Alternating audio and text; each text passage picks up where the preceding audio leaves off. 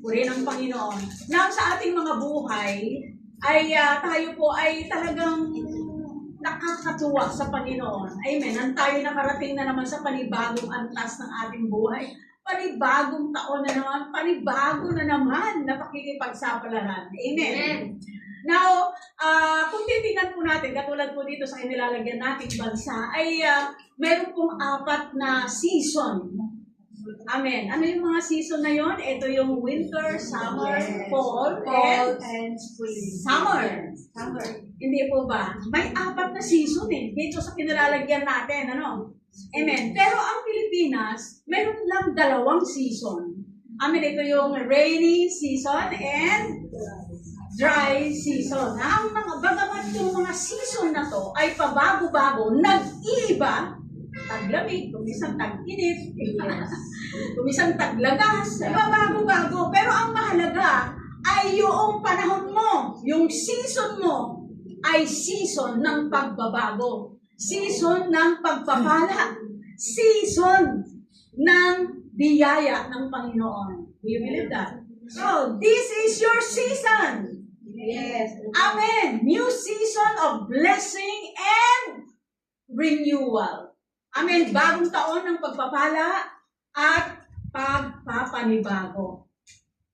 Isaiah chapter 43 verse 18 and 19. New King James Version said, "Do not remember the former days."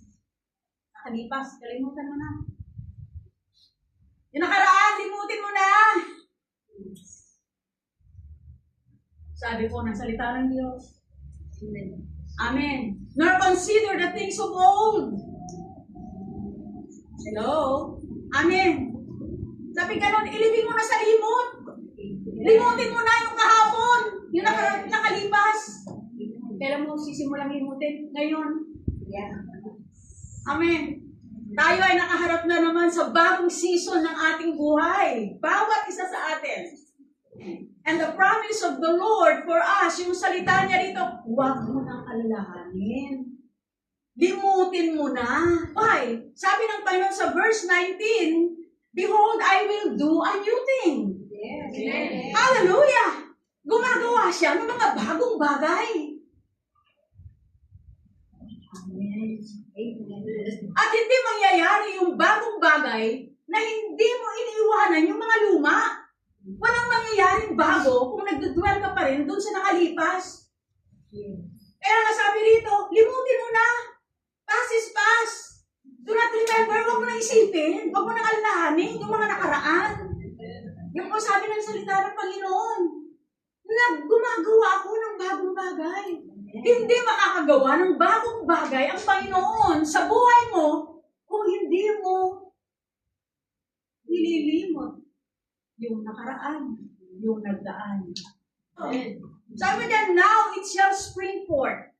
Shall you know it? Masdan mo. Gumagawa ako. Wow. Ibig sabihin ng Panginoon, nakikita man o hindi, gumagalaw siya. Gumagawa siya. Bagamat hindi natin nakikita, hindi mo nakikita yung ginagawa ng Panginoon na pagbabago sa buhay mo. Yung pagpapala sa buhay mo, gumagawa ang Panginoon. Amen. Kaya nga sabi niya, limutan mo na. Amen. I will do a new thing. Gumawa ako ng bagong bagay. Hanggang ngayon, di mo na mamasdan. Amen. Kaya naman ang panalangin natin, the Lord will open our mind. Amen. Yung pangunawa natin sa salita ng Panginoon. Amen. Shall you know it? I will even make a road in the wilderness and rivers in the desert. Hallelujah! Ikaw ba, ang buhay mo ba ay dry? Nasa wilderness ka ba? Alam mo naman yung ang wilderness eh. Talagang hindi mo alam kung saan ka patungo, tama ba? Amen. Walang direksyon. Hindi mo alam kung saan ka pupunta. Marahil ikaw ganun din. Hindi mo alam kung anong gagawin mo. Hindi mo alam kung saan ka patungo. Amen. Pero sabi ng salita ng Panginoon dito, magbubukas ako ng isang landasin sa ilang doon sa wilderness. Woo! Hallelujah! Mayroong mga bagong pintuan na bubuksan ng Panginoon sa buhay mo. Amen. Ang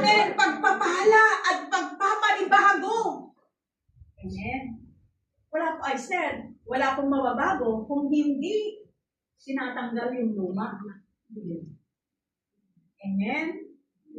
Sabi niya, magbubukas ako ng 100 landasin sa gitna. Maging ang disyerto ay patutubigan. Ang mga ng buhay, noong nakaraan, dry, very dry. Walang kabuhay-buhay. Amen. Walang pag-asa.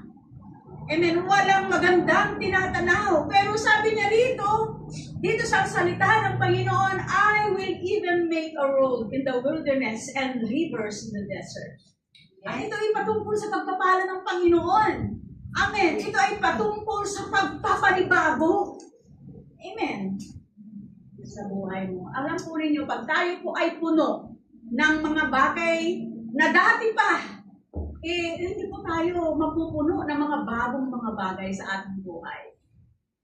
I will do a new thing, God says, mga bagong bagay.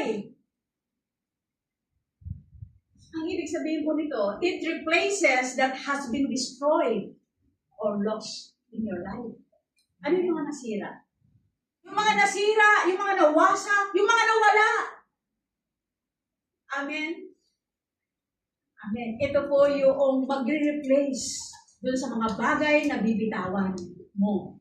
Kaya sabi niya rito, sa salita ng Panginoon, do not remember the former things. Huwag mo nang alalahanin yun. Yung mga nawala sa'yo, yung mga nasira sa'yo, huwag mo nang alalahanin yun.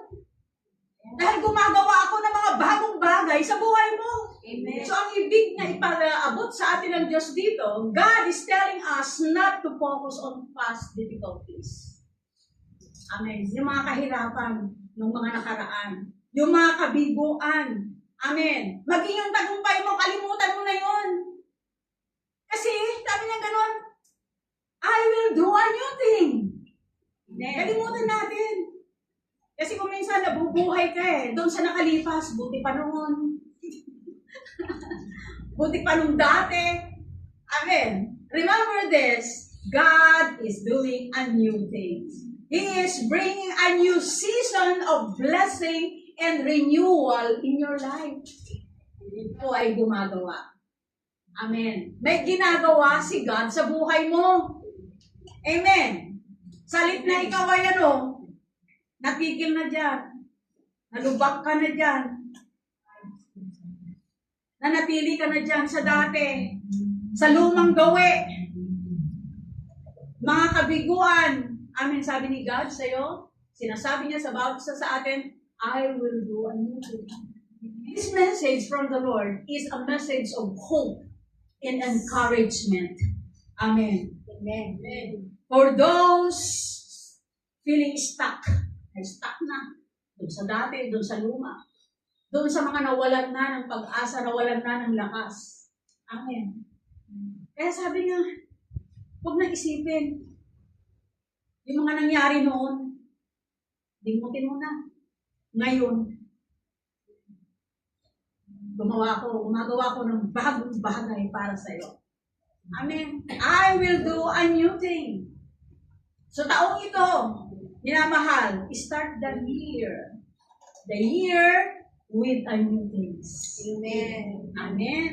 At maganda yung ginawa mo ngayon. You start your year sa pagsamba sa Panginoon. Sa pagpunta rito. Sino yung mga gusto may mga bagong bagay? Amen.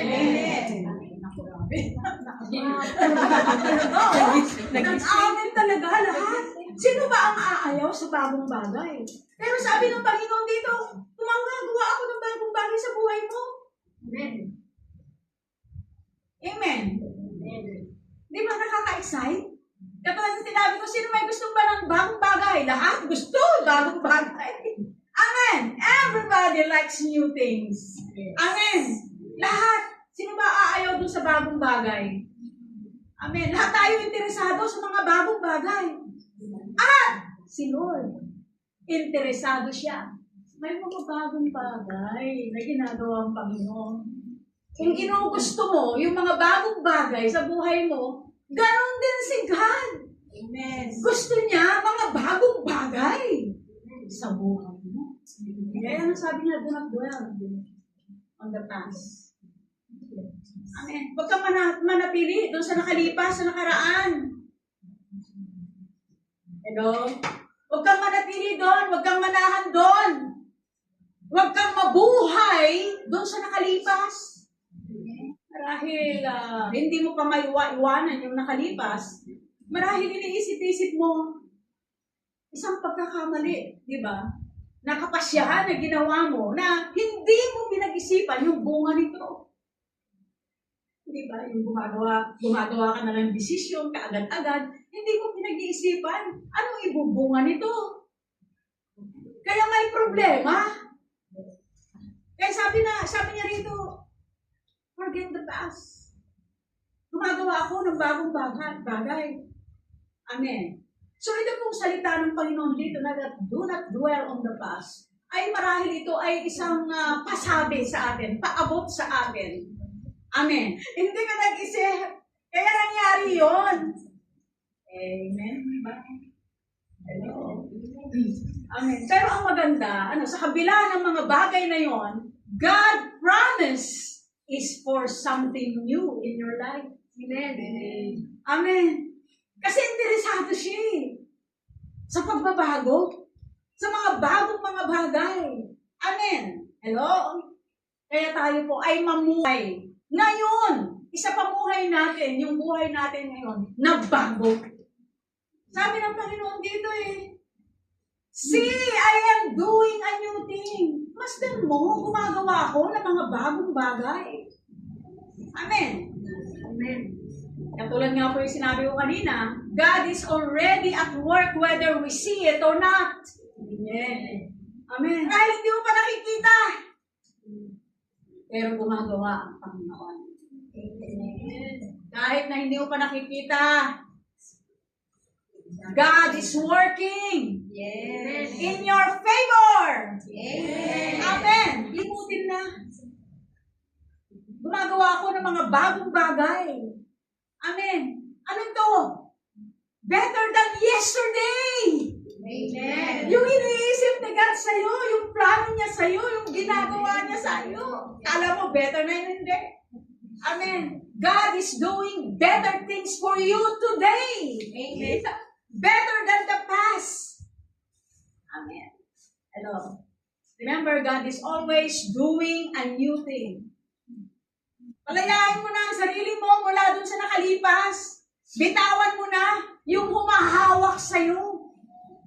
Amen. Lumayo ka na doon. Hayaan mo na yun. Amen. At yakapin yung bagong bagay na gawa ng Diyos sa buhay mo. Amen. So the heart of Christian faith is living out a new life. Amen. Ang dami mo nagsasabi, ano yung New Year's resolution mo? Kadalasan, 1 linggo lang, sabit na. Ang Kristiyanong nananampalataya ay sinasapamuhay yung bagong bagay. Ang what real change starts with new life. Amen. Hello? Ang tunay na pagbabago ay nagsisimula sa bagong buhay. 2 Corinthians chapter 5 verse 17 says, if anyone is in Christ, he is a new creation. All things have passed away. Behold, all things becomes new. Amen. Hello, sino yung mga nakipag-isa na kay Kristo, kumilala kay Kristo bilang pang tagapagligtas? Ikaw ay bagong nilalang. Bakit sinabing bagong nilalang? Ang image mo dati ay image ni Adan na nag-disobey kay God. Amen. Sumuway kay God. Nawala yung relasyon kay God. But because of Jesus Christ, tayo po ay naging bagong nilalang. Yung lumang pagkatao nawala na. Amen. Yung image ni Adan nawala na. Kundi yung image na ni Kristo ang sa atin. Amen. Amen. Kaya all things becomes new. Sabi po rito, alam po niyo mga minamahal, renewal is the process of being made new. May proseso po yan. Pagdaanan natin, yung pagbabago. Amen. Para manumbalik ulit yung sigla. Amen. Upang yung lakas mo manumbalik muli. Amen. Hello. Amen. Ang bawat isa, nasa proseso pa eh. Amen. Amen. Hallelujah. Ikaw ay palalakasin muli ng Panginoon. Nanghina ka, noon, palalakasin ka rin ng Panginoon. Amen. Amen. Nawalan ka na ng sigla sa ministry. Napipilitan na lang. Pasisiglahin ka muli. Amen. Aayusin muli. Amen. Bumagsak, ibabangon muli. Amen. Ang ito yung pangako ng Panginoon. Yes. Amen. Hello? Hallelujah. I will do a new thing. Gumagawa siya ng mga bagong bagay. Amen. Nakakita na ba kayo ng bumbilya? Yes. No, ako yan. May mga bumbilya, di ba? Anong ginagawa natin dyan pag pumalya? Pinapalitan ng bago. Amen. Hindi mo mapapalitan yung lumang bumbilya yan kung hindi mo muna aalisin. Yes. Ganon din naman po yung ating buhay, mga minamahal na kapatid. Yung hindi magandang ugali, hindi magandang asal, yung lumalabas sa bibig. Hindi mo mapapalitan yan na maganda kung hindi natin yan aalisin. Katulad ng bulb. Pumalya yan, sumablay yan, kaagad-agad. Pinapalitan. Hindi sa kana lang yan. Ang dilim nun. Ipalitan agad. Amen. Amen. So, ano ibig sabihin ng Panginoon dito? Piliin mo kung ano yung sinasaksak mo sa utak mo, sa isip mo. Salain mo kung ano yung pumapasok dyan sa isip mo. Choose what you think about. Amen. Paano mapapalitan yung mga bagay na iniisip natin? Read and study the Bible. Magbasa at pag-aralan ang salita ng Biblia. Amen. Basahin, pag-aralan, meditate, pagbulay-bulayan. Amen. At pag ito ay nagawa natin, umakto tayo batay sa pananampalataya. Kumilos batay sa pananampalataya. Amen. Tandaan po natin mga minamahal, real change is a process, not a destination. Amen. Akala mo nandun ka na? Amen. Hindi po. Yan po ay isang proseso. Yan. So tandaan po natin, real change is a process, not a destination. Alam po niyo sa buhay na to, without direction from the Word of God, hindi ka makakarating sa iyong destinasyon. Amen. Amen. Kung ang direksyon ng buhay mo dito ay hindi batay sa kalooban ng Panginoon, ang destinasyon mo pagkawasak. Salip na pagpapala. Amen. At pagpapanibago. Amen. Again, kung ano yung direksyon mo ngayon, yan yung destinasyon mo. Amen. Amen. Kaya baguhin yung direksyon ng buhay. In Corinthians chapter 3, verse 18 says, "But we all with unveiled face, beholding as in a mirror the glory of the Lord, are being transformed into the same image from glory to glory, just as by the Spirit of God." At ngayon naalis na ang talukbong sa ating mukha. Tayong lahat ng nagiging sinag ng kaniningan ng Panginoon. Hello, Kristiyano. Amen. Reflector ka na glory ni God. Yes. Amen. Sabi ko, reflector ka ng glory ni Lord. Nakikita sa'yo yung liwanag. Amen. Amen. Ang kaningingang iyon na nagmumula sa Panginoon, na siyang Espiritu ang bumabago sa ating anyo upang maging lalong maningning hanggang sa maging mistulang kalarawan niya.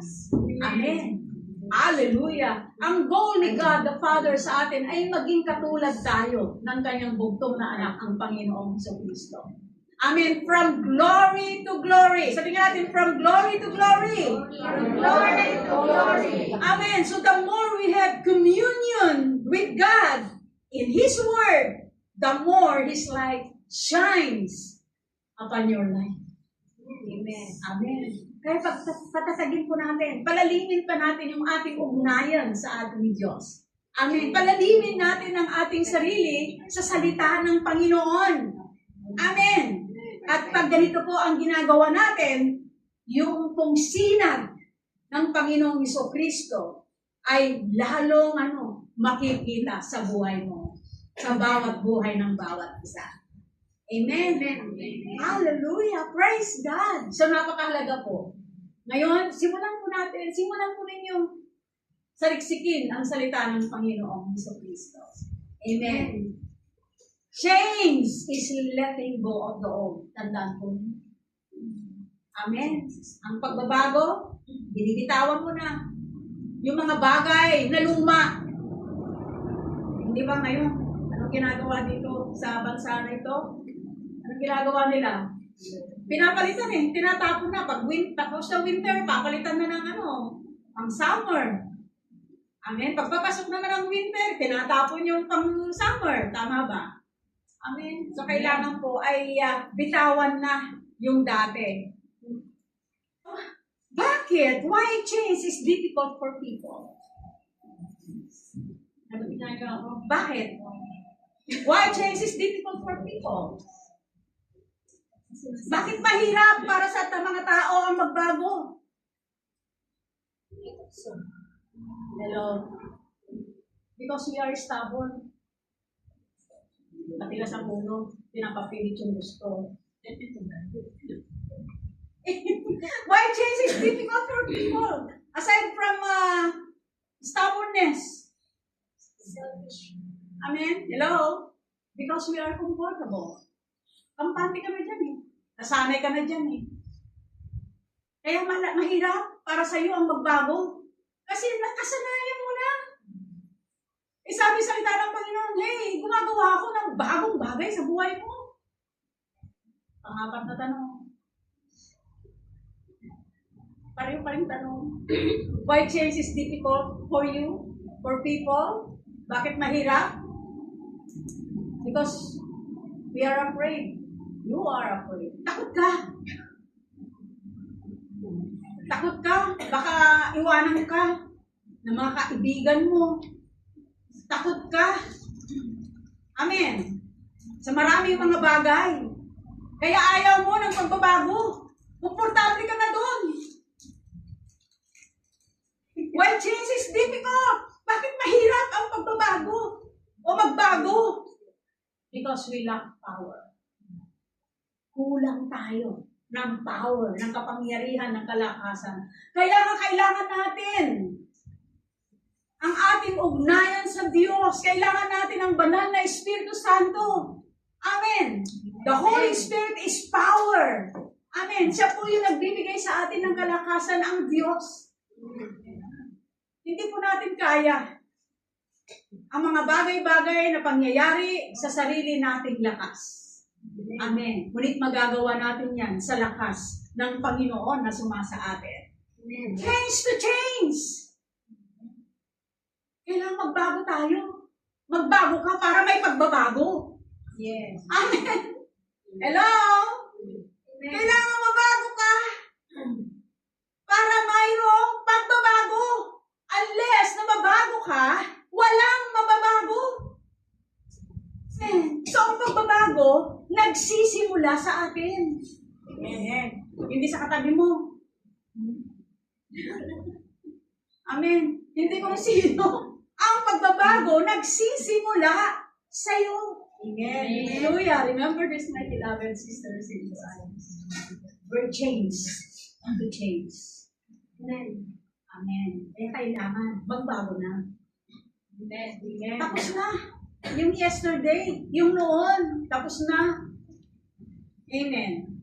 Romans chapter 12, verse 1 and 2, it says, sabi po rito, I beseech you therefore, brethren, by the mercies of God, that you present your bodies a living sacrifice, holy, acceptable to God, which is your reasonable service. Amen. Yun daw karapat-dapat na pagsamba natin sa Panginoon. Kailangan ang buhay ay may kabanalan. Now God says, be ye holy, for I am holy. Magpakabanal kayo dahil ako ay banal. Kaya lang, yung sinabi ng Panginoon na yon, hindi natin nagagamit sa tama. Minsan nami-misuse natin yung pangalang yon na napakabanal. Ginagawa pang expression. Oh, forgive us, God. Amen. Kung minsan ginagawa pang katatawanan, remember, God is holy. At sabi ni God, be ye holy. Amen. Ito yung nais ng Panginoon. So sa pagbabago natin, kailangan po may pagbabago sa atin. Amen. Offer or present your bodies a living sacrifice. Living sacrifice, ibig sabihin, mayroon kang dapat patayin sa buhay mo.